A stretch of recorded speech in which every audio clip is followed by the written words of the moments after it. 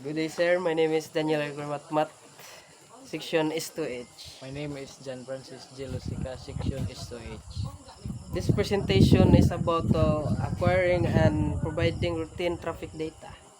What is the name of your vessel and call sign identification? The name of the vessels is MSC Manzanillo, call sign Charlie Cubic Mike Echo, identification 9289960. Spell the name of your vessel. What is your flag state? My flag state is Panama. What is your position? Position is 36 degree for 8 minutes north, 000 degree 51 minutes west. What is your present course and speed? Present course 253 degrees, speed 1 2.7 knots. From what direction are you approaching? I am approaching from east. What is your port of destination? Is Antwerp. What is your last port of call? My last port of call was Yoloba. What is your ETA in position? My ETA is 10 o'clock UTC. What is your ETD from? My ETD from Antwerp is 7 o'clock UTC. What is your drop forward? My drop forward is 9.4 meters. AFT is 9.8 meters. What is your present maximum drop?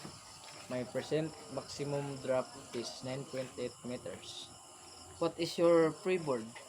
My freeboard is 6.3 meters. What is your air drop? My airdrop is 35.5 meters. Are you underway?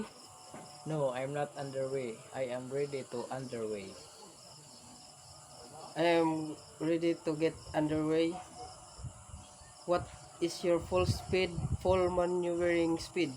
My full maneuvering speed is 17 knots. What is your cargo?